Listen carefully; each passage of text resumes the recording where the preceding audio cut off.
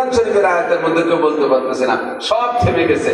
দীর্ঘক্ষণ পর্যন্ত বসে থেকে যখন কোন সূরা আসতে পারছে না, তখন হযরত সাহাবায়ে কেরাম বললেন, হুজুর কোরআন হাদিসে পাইলে যেতে পারে, আমরা বুদ্ধি দিয়ে একটা কিছু হয়ে যাক, আমরা পরামর্শ দেই। হযরত ওমর বললেন, সংসদ আজকে এই পর্যন্ত, আমার একটা জানার জায়গা আছে, ওই জায়গাতে তো জানিয়ে নেই, তারপরে বলবো। সংসদ ভেঙে দিয়ে ওনার মেয়ে হাফসা রাদিয়াল্লাহু তাআলা আনহা, নবী পাক সাল্লাল্লাহু আলাইহি ওয়াসাল্লামের স্ত্রী ছিলেন, হযরত সিদ্দিকা আয়েশার সতী। তখন তো হুজুর নেই, হাফসাকে নিয়ে হযরত ওমর আয়েশার বাড়ি গেলেন, যে বলতেছেন, ইয়া উম্মুল মুমিনিন মা ক্বালা রাসূলুল্লাহ সাল্লাল্লাহু আলাইহি ওয়াসাল্লাম ফি তালিমিন নিসা, মা আয়েশা তুমি কি বলতে পারো নবী আলাইহিস সালাম নারীদের শিক্ষা সংক্রান্ত কিছু বলেছেন, তোমার কোনো হাদিস জানা আছে? যেখানে হযরত ওমর রাদিয়াল্লাহু তাআলা আনহু নবী পাককে নবুয়তি জিন্দেগি পাইছে 23 বছর, রোল নাম্বার 40 নম্বর সাহাবী, সাহাবাদের কাতারে ভর্তি, রোল নাম্বার 40 হযরত ওমরের। যখন পরীক্ষার রেজাল্ট আউট হয়েছে, তখন 1 নম্বর আবু বকর, 2 নম্বর ওমর। এত বড় জলিলুল কদর সাহাবা। হুজুর বলে, লাউকানা বাদি নবিয়্যান লাকানা ওমর, আমার পরে লাউকানা বাদি নবিয়্যুন লাকানা ওমর, আমার পরে যদি আল্লাহ তাআলা কেউ কে নবী বানাইতেন, আমার ওমরকে আল্লাহ নবী বানাইতেন। এত বড় এলেমের অধিকারী হযরত ওমরের দাবিতে আল্লাহ পাকের পক্ষ থেকে আগে আছে যে সময় কোরআনের আয়াতটা নাযিল হবে, এর অল্প আগে হযরত ওমরের ভিতরে ওই জাতীয় মাসালার চাহিদা প্রকাশ হয়েছে। হুজুর এইটা হলে ভালো হইতো না, বলতে বলতে আয়াত নাযিল হয়ে গেছে। এজন্য বলা হয় যে হযরত ওমরের দাবি অনুযায়ী আল্লাহ তাআলা 4টি পয়েন্টে 4 প্রকারের আয়াত নাযিল করেছেন। কত বড় এলেমের অধিকারী সেই ওমর যাই আয়েশার কাছে বলতেছে, মা নবী আলাইহিস সালাতু ওয়াস সালাম নারীদের শিক্ষা সংক্রান্ত কিছু বলেছে, তোমার জানা আছে? আমি তো জানি না। সিদ্দিকা আয়েশা বলেন, ক্বালাত নাম, জি খলিফাতুল মুসলিমিন, আমার জানা আছে। ক্বালা রাসূলুল্লাহ সাল্লাল্লাহু আলাইহি ওয়াসাল্লাম, আল্লিমুহুন্না সূরাতান নূর ওয়া লা তুআল্লিমুহুন্নাল কিতাবাতা। আমি নবী পাকের কাছ থেকে শুনেছি, আল্লিমুহুন্না সূরাতান নূর, নারীদেরকে সূরা নূর শিক্ষা দাও। সূরা নূরের ভিতরে পর্দার আয়াত আছে, সূরা নূরের ভিতরে নারীদের যত আমল সেগুলো বেশি বেশি আলোচনা আছে। সূরা নূর শিক্ষা দাও তথা কোরআন শিক্ষা দাও, নারীদের তিলাওয়াত শুদ্ধ করে শিক্ষা দাও, নারীদের কোরআনের তরজমা পড়াইয়া দাও, তারা কোরআন থেকে মাসালা যাতে নিজেরা বুঝে বের করে আমল করতে পারে, এই জন্য নারীদের কোরআন পড়াও, বিশেষ করে সূরা নূরের শিক্ষা দাও। তবে একটা জিনিস খেয়াল রাখবা, ওয়ালা তুআল্লিমুহুন্নাল কিতাবাতা, নারীদেরকে লেখা শিখাবা না। কলেজ মাঠে বইসা এই কথা বললে সম্পূর্ণ বিরোধ হইয়া যায়। সারা দুনিয়া ব্যাপী পুরুষের চাইতে নারীদের সংখ্যাও বেশি, নারীরা পড়তেছেও বেশি, এবং স্কুল কলেজে দেখা যায় মেয়েদের রেজাল্ট ছেলেদের চাইতে ভালো। আমরা মাদ্রাসাও করেছি নারীদের জন্য, মাদ্রাসাও দেখি ছেলেদের চাইতে মেয়েদের রেজাল্ট ভালো, মেয়েদের জবান ভালো, পরিষ্কার কণ্ঠ চিকন, মাত্র 1-1.5 বছরে হাফেজ হয়ে যায়। ছেলেদের 3-4-5 বছর লাগে। ছেলেরা দাড়ি দুড়ি গজায় যায়, বিটা হয়ে যায়, তবু হাফেজের কুল কিনারা ধরতে পারে না। মেয়েরা 1-1.5 বছরে হাফেজ হয়ে যায়, হাতের লেখা চমৎকার। এই যুগে আয়াতের সাথে হাদিসের সাথে বিরোধ সৃষ্টি হয়ে গেছে। ছোটবেলায় আমরা স্কুলে পড়ছি, আমি প্রাইমারি কোয়ালিফিকেশন আমার, তার উপরে না হাই স্কুল বানাতে দেওয়া যায়। এমনি যাই হবে যে মেট্রিক আগে বিদায় দিতে যদি মাঝে মাঝে দোয়া করতে যাই, কলেজ এলাকায় একটু দোয়া দিতে যাই, তাই জন্য ভর্তি যাই নিয়ম করতে। যখন আমরা প্রাইমারিতে পড়ছি, আমার ঘোড়াদার স্কুলে পড়ছি, ঘোড়াদার স্কুলে 5 জন শিক্ষক ছিলেন, 5 জনই পুরুষ ছিলেন, 5 জনই পুরুষ ছিলেন।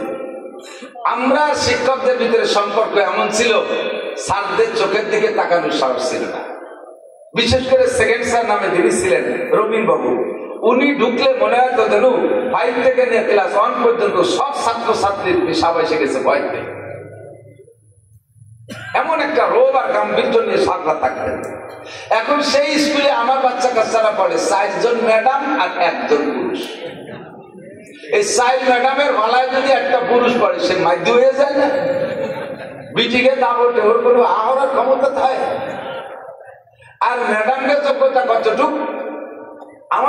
আমরা ছোটবেলায় বাড়ি থেকে যদি অন্যায় করতাম, আমাদের গার্জিয়ানরা মাস্টারদের কাছে নালিশ করার ভয় দিত, তোর সার্ভে করে দিবানি, এগুলি আমাদের কাম সারা। আর এখন ভুলা মানে স্কুলে আকাম করে, সে জায়গাতে কিছু করতে পারে না, তারা যায় গার্জিয়ান, আমার চাল হয়ে যাচ্ছে, আমার মাইয়ে হয়ে যাচ্ছে, আমার উন্না কেটে নিয়ে গেছিল, সেদিন আমার বিস্কুট খেয়ে খাই বেলাইতেছে। হয়রানি শুরু হয়েছে। কতক্ষণ নারীদেরকে আল্লাহ তাআলা ওকাজের জন্য বানাই নাই, তাদের বানানোর উদ্দেশ্য কি? ইয়া নিসাআন নবী লাসকুন্না কাআদিন মিনান নিসা ইন ইত্তাকাইতুন্না ফালা তাখদা'না বিল কওলি ফায়াতমা আল্লাযী ফী কলবিহি মারাদুন ওয়া কুলনা কওলান মা'রুফা ওয়া কারনা ফী বুয়ুতিকুন্না ওয়া লা তাবাররাজনা তাবাররুজাল জাহিলিয়াতিল উলা। মহিলা তুমি আওয়াজ তোমার পর্দায় রেখে সর্বদা গানের মেলায় আসর করে হইও না তুমি বেপরদা, কাউন্সিলে আসর করে হইও না তুমি বেপরদা, হাট বাজারে আসর করে হইও না তুমি বেপরদা। মহিলারা হাট করে করে করে সুবহানাল্লাহ। আপনাদের রাজপাটের হাটে তো কোনো মহিলা বাজার করতে আসে না, কিছুদিন পর পুরুষ মাইনাস হয়ে যাবে। মহিলারা বলবে পুরুষরা কি বেহায়া হাটে শুনিয়েছে। দু একজন যদি হাটে যান তাহলে বিটিরা আপনাকে দেখা দেবে পুরুষরা কি বেহায়া হাটে শুনিয়েছে বিটা মানুষ, তাও বোরকা ছাড়া আছে। আপনাকে খেপাবে ভেঙ্গাবে, পুরুষরা কি বেহায়া বোরকা ছাড়া রাজপাটের হাটে শুনিয়েছে। আট ওনাকে দখলে যার কায়দা কিনা কথা বলে। পুরুষরা বাজার করে তাড়াতাড়ি সয়ে যায় না, কি গোলাটি কিনে নিয়েছে বসা মাছ খুঁজে মাছ দাইছে তার তোমার মাছ তুমি কিনে খাও, এই করে করে বাড়ায় দিয়েছে। নবী পাক কেন বলেছেন? আমার বোঝার বিষয় দোস্ত, মাথা লাগাইলে বুঝবেন নবী পাকের কথার মধ্যে জাতির কল্যাণ আছে। নবীর কথা বাদ দিয়ে যখন ওভারটেক করে নিজেরা সংবিধান তৈরি করা শুরু করছেন, তখন তো দাড়ি কাটবেন যত বেশি পাকবে তত বেশি। দুই নম্বরে দাড়ি কাটলে এর প্রভাব কত দূর যায়, দাড়ি যত বেশি কাটবেন চোখের পাওয়ার তত বেশি তাড়াতাড়ি নষ্ট হবে। দাড়ি যত বেশি কাটবেন আভ্যন্তরীণ মাইল কাটবেন, সেক্স পাওয়ারের উপর পর্যন্ত হস্তক্ষেপ চলে, যৌন ক্ষমতা দুর্বল হয়ে যায় ধীরে ধীরে। দাড়ি বেশি কাটলে ডায়াবেটিস তাড়াতাড়ি হয়, দাড়ি বেশি কাটলে গনোরিয়া হয়, দাড়ি বেশি কাটলে গণ পেশাব হয়, ইত্যাদি ইত্যাদি সমস্যা সব দাড়ির মধ্যে রয়েছে। আমার নবী এত ব্যাখ্যা দিয়ে যান নাই, নবী একটা কথা বলেছেন, কষ্ট সারে বাবা বললো মোসরে ছোট করো দাড়িরে বড় করো। নবী বলেছেন লা তাবুলু কায়মান, দাঁড়িয়ে খাইয়ে পেশাব করো না। কেন করবা নাই, কেন বলার সময় আমার নবীর নাই? মাত্র 23 বছর জিন্দেগিতে গোটা মানব জাতির সংবিধান দিয়ে যাবে, অল্প সময়ের ভিতরে এত ব্যাখ্যা দিয়ে যাইতে পারেন নাই। নবী শুধু সূত্র বলে দিয়ে গেছেন, দুনিয়ার মুসলমান দাঁড়িয়ে খাড়িয়ে পেশাব করো না। কেন পেশাব করবা না? এবার তোমার বিজ্ঞান খাটায় গবেষণা করে দেখো, দাঁড়িয়ে পেশাব করার মধ্যে লাভ না লস। বিজ্ঞানীরা আবিষ্কার করেছে দাঁড়িয়ে পেশাব করলে চোখের পাওয়ার দুর্বল হয়ে যায়, দাঁড়িয়ে পেশাব করলে চেহারার নূর কমে যায়, দাঁড়িয়ে পেশাব করলে সেক্স পাওয়ার কমে যায়, দাঁড়িয়ে পেশাব করলে ডায়াবেটিস হয় তাড়াতাড়ি, দাঁড়িয়ে খাড়িয়ে পেশাব করলে কিডনি মার খেয়ে যায় তাড়াতাড়ি, কিডনি ড্যামেজ হয়ে যায়, আভ্যন্তরীণ নানান রোগ সব দাঁড়িয়ে খাড়িয়ে পেশাবের মধ্যে। এখন বসা পেশাবখানা তো সরকারি ভাবে যা বানাচ্ছে, তারপর বিভিন্ন পাম্পে স্টেশনারি এয়ারপোর্টের ওর মধ্যে বসার কায়দাই নেই, সে বই বসাটা রাখতে কিছু বলে বই বসাছেন ওরা বানান তো বই বসা নাই, মুরব্বীরা কথা কথা কেন তার কাছে আগে জীবনে থাকতো না বই বসা, আর দাঁড়ায় পেশাব করা লাগে সে বই বসা পাইতে দিয়েছে না, সিরামিকদের বই বসা একটা পাইতে দিয়েছে, দাঁড়ায় ছাড়া পেশাব করার কায়দা নেই। আমরা বসে পেশাব করতে গেলে নিচে পেশাব হবে আর একটা পেশাবের টুকরি নাক বড় হবে। আর পাইকারি দরে ডায়াবেটিস, কারণ ডায়াবেটিসের ঔষধ বানাইছে তা বেচতে হবে, বেচার জন্য রুগী বানাতে হবে না, এই রুগী বানাচ্ছে দাঁড়ায় দাঁড়ায় মোতাকিয়ে। সিজারের ঔষধ বানাইছে, সিজার করে বাচ্চা বের করলে মোটা খাওয়া পাওয়া যায়, হাসপাতাল আলাদা। কাজেই সিজারের জন্য তারা আগের থেকে প্রস্তুতি নিয়েই ফেলায়। ইদানিং কালে বাচ্চাটা পেটে আসার সাথে সাথে পরামর্শ দিয়ে দিয়েছে ফেসবুক, ইউটিউব, টেলিভিশনে, যে বাচ্চা গর্ভে আসার সাথে সাথে আপনারা ডাক্তারের শরণাপন্ন হন, ডাক্তারকে দেখান বাচ্চা কোন পজিশনে আছে, বাচ্চার বয়স 1 দিন না 2 দিন না 3 দিন, কেবলমাত্র পেটে গেছে, তার বয়স কর্তৃত্ব মাপা শুরু হয়ে গেছে, ভ্যান চালায়, রিক্সা চালায়, কিসের কাছে, সেও বউটাকে নিয়ে 1-2 দিন পরে চলে যাবে হাসপাতালে। ফার্স্ট চান্সে যাওয়ার সাথে সাথে এমন ঔষধ দিয়ে দেবে তার নর্মাল ডেলিভারি হবে না, পরে সিনকাটি হয়ে যাবে। কারণ না সিনকাটা পদ্ধতি আবিষ্কার করছে, ওর বেশি তো খাতে হবে, তা সেটা কামাই করতে হবে। এই জন্য সেই যাতে সিজারে আসে তার জন্য যে মেডিসিন দরকার সে মেডিসিন। স্ত্রীদের ভিতরে সবচাইতে অল্প বয়সী হুজুরের ঘরে স্ত্রী হিসেবে গিয়েছেন তখন মাত্র বয়স 9 বছর। 9 বছরে আমাদের মেয়েরা 2-3 পড়ে, ঠিক না? আর 9 বছরে আয়েশা পূর্ণাঙ্গ হুজুরের স্ত্রী হিসেবে ঘরে ঢুকে গেছে। তখন হুজুরের ঘরে আর কোনো স্ত্রীও নেই, খাদিজা মক্কায় থাকতে ইন্তেকাল করেছেন। আর হুজুরের সাথে বৈবাহিক জীবনযাপন করেছেন মাত্র 9 বছর। টোটাল 18 বছর বয়সে, আয়েশার 18 বছর বয়সের সময় হুজুরের ইন্তেকাল হয়ে গেছে।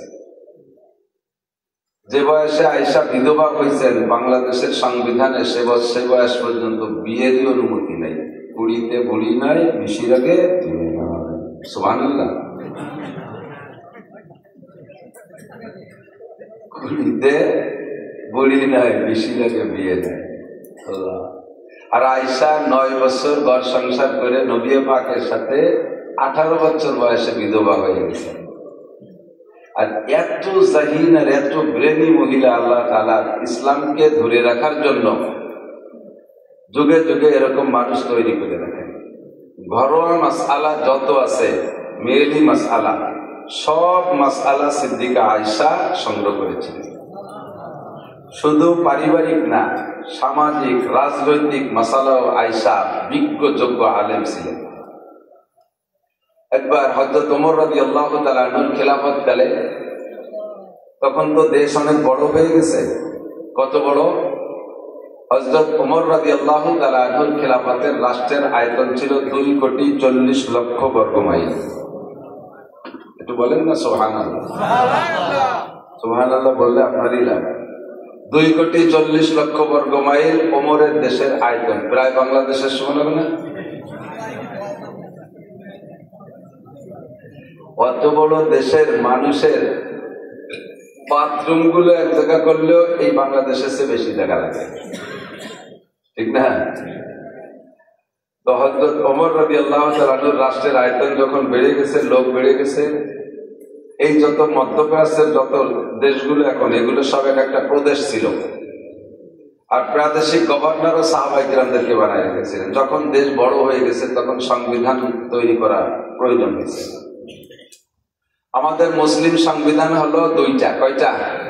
2টা কিতাব। আল্লাহ রাসূল বলেন, তারাকতু ফীকুম আমরাইন লান তাদিল্লু মা তামাসসাকতুম বিহিমা কিতাবাল্লাহি ওয়া সুন্নতি। তোমরা অতক্ষণ পর্যন্ত পথভ্রষ্ট হবে না যতক্ষণ পর্যন্ত আল্লাহর কোরআন আর আমার সুন্নাতকে আঁকড়ে ধরে রাখতে পারবা। সংবিধান কয়টা? 2টা, কোরআন আর হাদিস।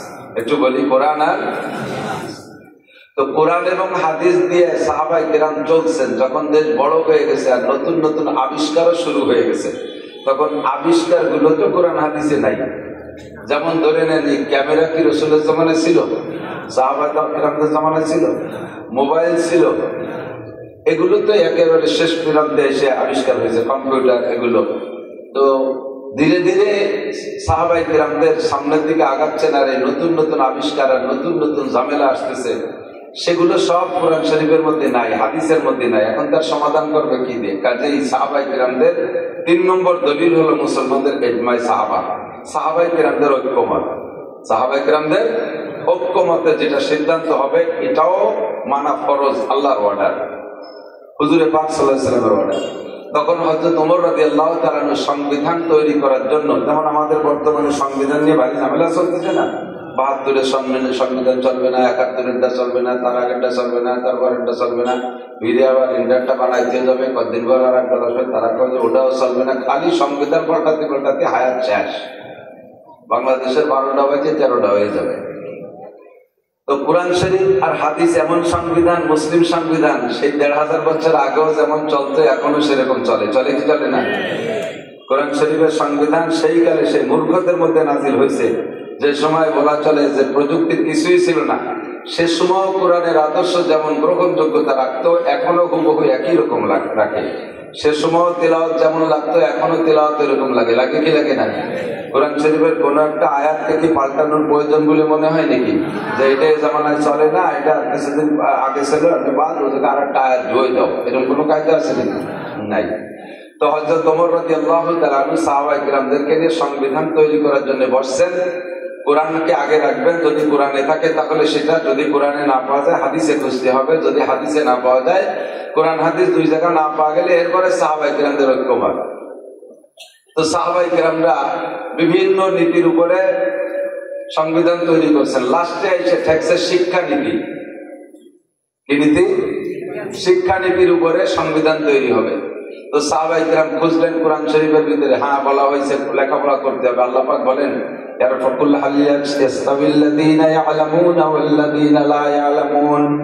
জাননেওয়ালা না জাননেওয়ালা, শিক্ষিত আর মূর্খ কখনো এক সমান হইতে পারে। কাদের দাম বেশি? শিক্ষিত লোকের দাম বেশি। আপনি বলেন না বলেন? আল্লাহ বলেন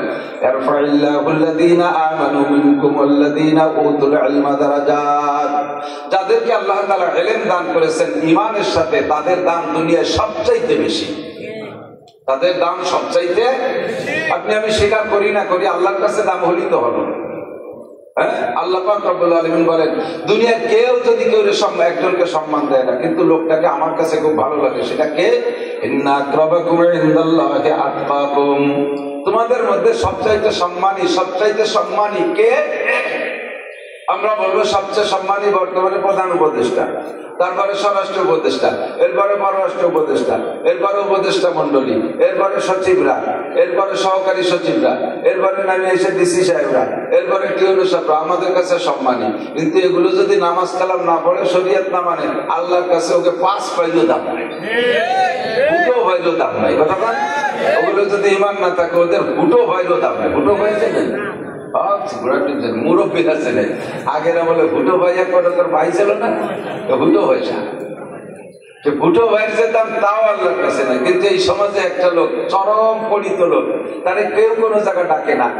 সমাজের যদি 99 জন ডাক পায় আর একজন বাদ যায়, তাহলে ওই বাদ যাওয়ার মধ্যে ওই লোকটা গরিব মানুষ, ফকির, ভিক্ষা করে, কোনো জায়গা ডাক পায় না। বরযাত্রী পাইকারি ধরে চলে যায়, তবু ওরে দিয়ে যায়।